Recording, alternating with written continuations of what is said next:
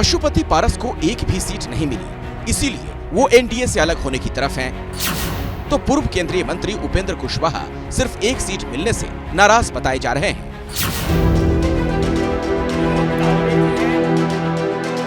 दिल्ली में सोमवार को जब एनडीए के सीट बंटवारे को लेकर प्रेस कॉन्फ्रेंस हो रही थी, तब पशुपति पारस की पार्टी को बुलाया नहीं गया था और उपेंद्र कुशवाहा की पार्टी से प्रेस कॉन्फ्रेंस में कोई शामिल नहीं हुआ। कल रात से दिल्ली से पटना तक इस बात की चर्चा है कि एनडीए में एक सीट मिलने से राष्ट्रीय लोक मोर्चा प्रमुख उपेंद्र कुशवाहा नाराज हैं।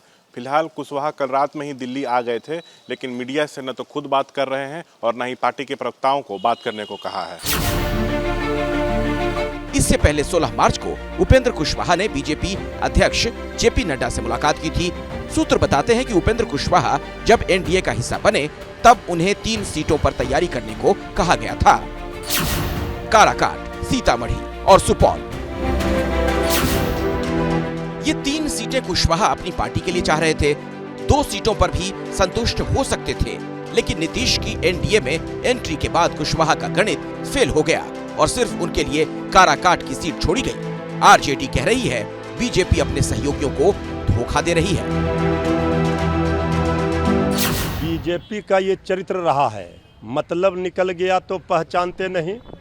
जो भी सहयोगी हैं बीजेपी के साथ, एनडीए में सीट बंटवारा भले फाइनल हो गया हो, लेकिन नाराजगी सहयोगी दलों के नेताओं में है। श्री उपेंद्र कुशवाहा जी नाराज बताए जा रहे हैं, खबरें आ रही है। आदरणीय मांझी जी को 1 सीट देकर सल्टा दिया गया, 2 रोटी की मांग करते थे वो।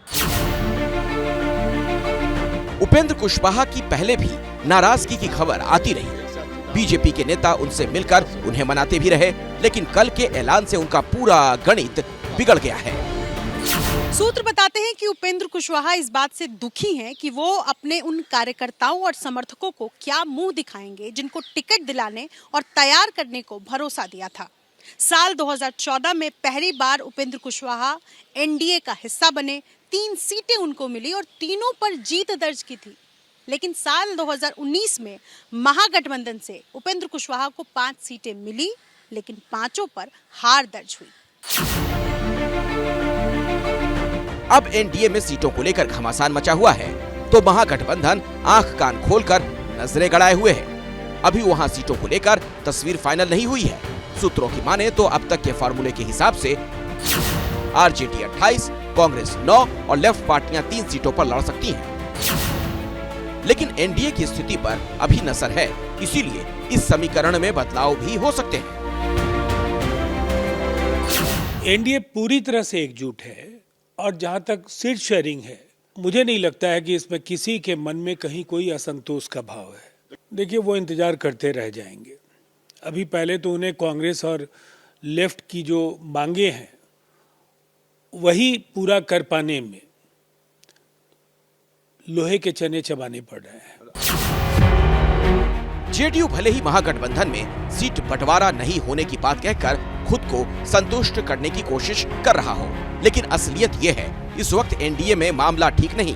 दरभंगा और मधुबनी की सीट बीजेपी के खाते में जाने से नाराज होकर जेडीयू के महासचिव रहे पूर्व सांसद अली अशरफ फातमी ने जेडीयू से इस्तीफा दे दिया।